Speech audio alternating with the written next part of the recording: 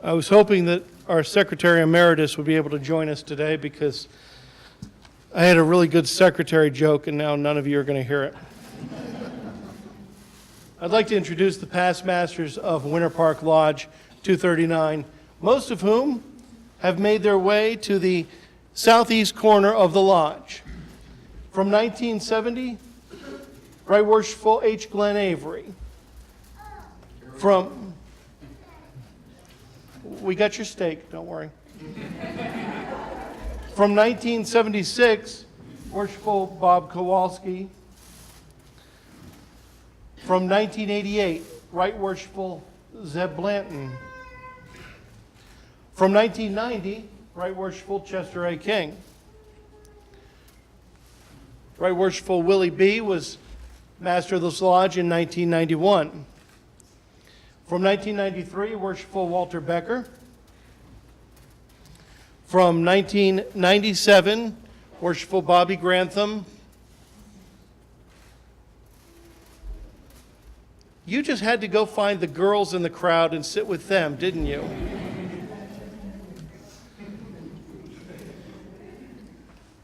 From 1998, Worshipful Hans Weinman is here.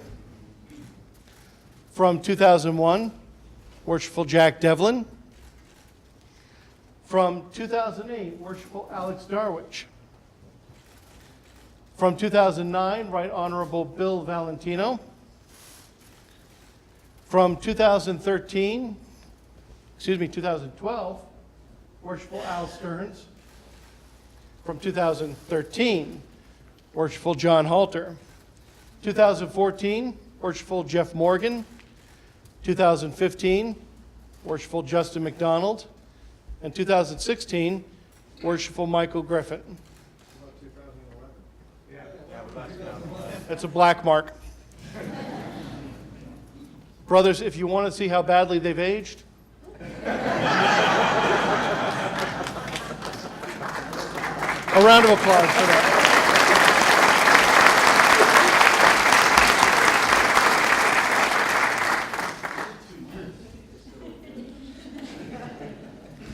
Friends and brothers, as we celebrate 100 years of Winter Park Lodge, we thought that it might be enjoyable today to take a moment to go back to recreate that night on February 13th, 1917, when the charter for Winter Park Lodge first arrived.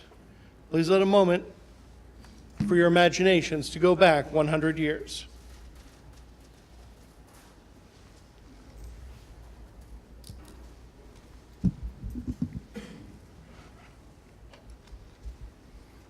Imagine, it's 1917. War is spreading across Europe, and President Woodrow Wilson is about to ask Congress for a declaration of war against Germany. The Great War was about to begin, but no one yet knows that one day it will be called the First World War. In the third annual Rose Bowl, Oregon defeated Pennsylvania 14-0.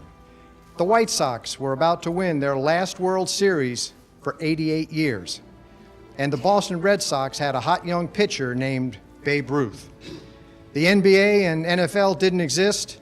Charlie Chaplin and Mary Pickford motion pictures were being made in California, away from the patent restrictions of motion picture inventor Thomas Edison. A loaf of bread and a quart of milk cost about 10 cents each.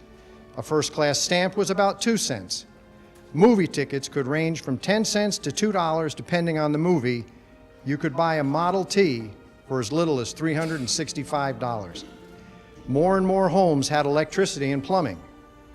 Fancier homes had vacuum cleaners, gas stoves, and telephones that could make long-distance calls.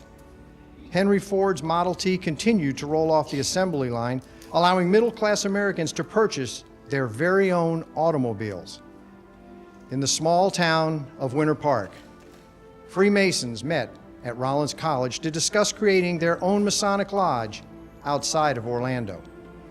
On January 18th, 1917, they were granted a charter by the Grand Lodge of Florida.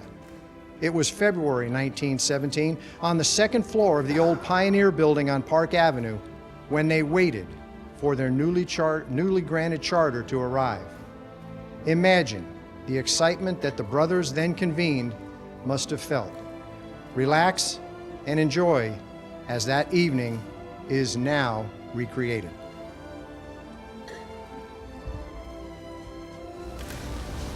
Brothers, Winter Park Lodge, under dispensation, is now open the night of February 13, 1917. Brother Secretary Lenhart, please allow the minutes to reflect that we are meeting at the old Pioneer Building on Park Avenue, and our elected officers, according to our dispensation, Brother Homer S. Pope, Senior Warden, Brother Jonathan O'Hale, Junior Warden, and Benjamin Stone, Worshipful Master, are sitting in our respective chairs. We'll begin with a moment of silence for the Honorable Mayor William Chase Temple, who passed in the Celestial Lodge on January 9th. I'd like to thank the brothers who attended the funeral, which was well recorded in the Winter Park Post. Brother Temple was instrumental both financially and with his encouragement to establish this lodge. Please join me in a moment of silence. Thank you. Brother Temple believes in the lodge here at Winter Park would benefit with Freemasons in our new town and Freemasonry as it continues to grow. After a year of diligent work by the members of this lodge, we have initiated 13 new Masons, raised 10 of them to the sublime degree of Master Mason, elected our officers, and prepared our bylaws. We are also fortunate to have received 2 beautiful columns from Orlando Lodge number 69, and we should congratulate our brothers and sisters from Pioneer Chapter number 99, Order of the Eastern Star, who received their charter last month. Our next order of business is to wait for the Grand Master Appellate Sasker York of the Grand Lodge of Florida and be presented with our charter.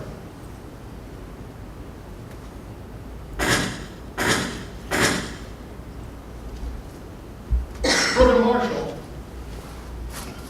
would you please tend to the alarm and escort all into the lodge room who are worthy?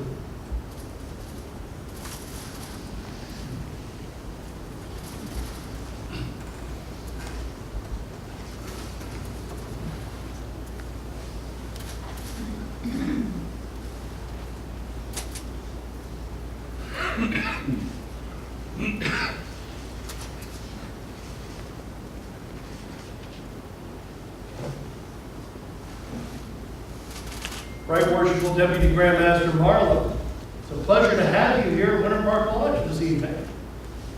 May I please offer you a seat of honor in the East at Winter Park Lodge under dispensation. Thank you, Worshipful Master. It would be an honor to sit in the East with you, but I have not sit in Winter Park Lodge under dispensation anymore. I don't understand why not. I said I couldn't sit in Winter Park Lodge under dispensation. Worshipful Master, I am honored to present Winter Park Lodge Charter number 239, signed by the Grand Master, Mason Board, the Deputy Grand Master, the Senior Grand Warden, the Junior Grand Warden, and the Grand Secretary. Right Worshipful Marlowe, this is an honor. Brother Senior and Junior Warden, would you please escort our Deputy Grand Master to the East with Charter number 239 for Winter Park Lodge.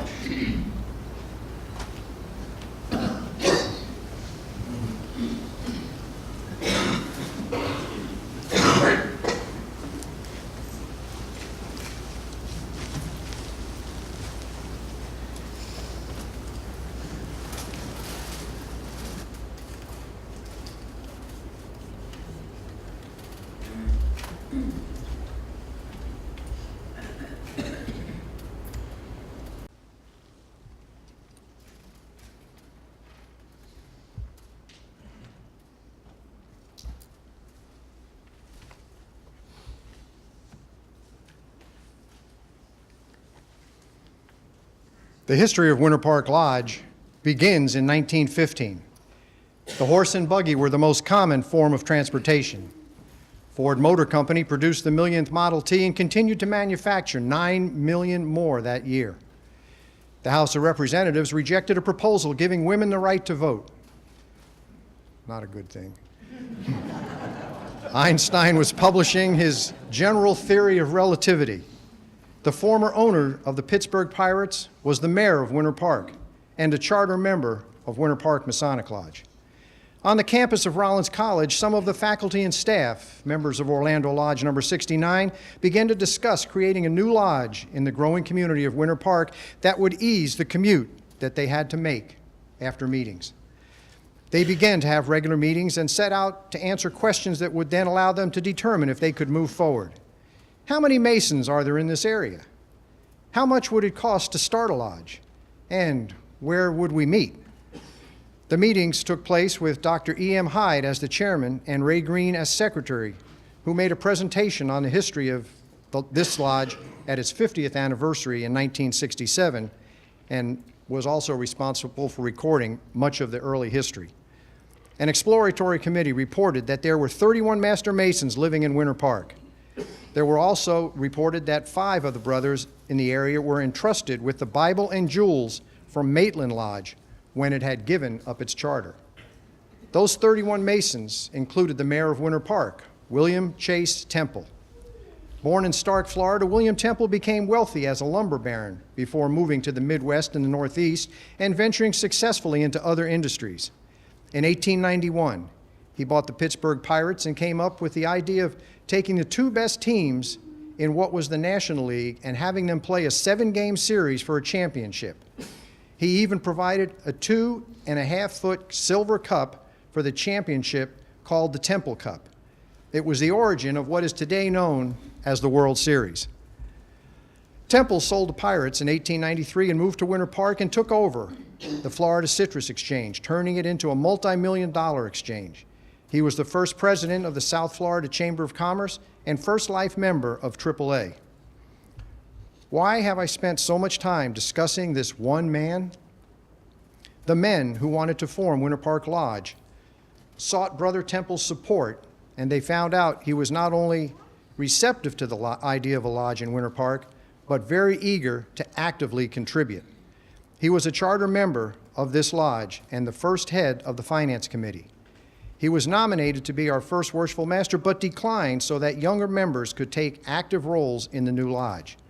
The brothers wanted to name the lodge William Temple, but they already had a Temple Lodge in Florida. Brother Homer Pope eventually proposed Winter Park Lodge, and it was accepted. With the support of the Masons living in Winter Park, the men approached Orlando Lodge and told them that they were interested in creating this new lodge. Orlando Lodge was very supportive in the formation of this new lodge and provided them with the 2 bronze columns for the lodge room. Both of those are left and right of the door back there. They began to search for a meeting place, and Brother Arthur Schultz said that they could rent the top floor of the old Pioneer building on Park Avenue for $300 the first year. But there was one condition. They had to make some repairs to the upper floors before they could begin the use of it. On March 3, 1916, Winter Park Lodge, under dispensation from the Grand Master, met for the first time with Brother Benjamin Stone sitting in the east. Winter Park Lodge began to meet on the 2nd and 4th Mondays of the month, and on the 13th of February, 1917, the lodge was opened, and the new Tyler knocked at the door and announced that the District Deputy Grand Master was in waiting. Right Worshipful T.P. Marlowe was received with grand honors and then proceeded to institute Winter Park Lodge number 239 under Charter 239 granted by the Grand Lodge on January 18, 1917. There were 31 charter members, 8 of whom went on to become worshipful masters of the lodge.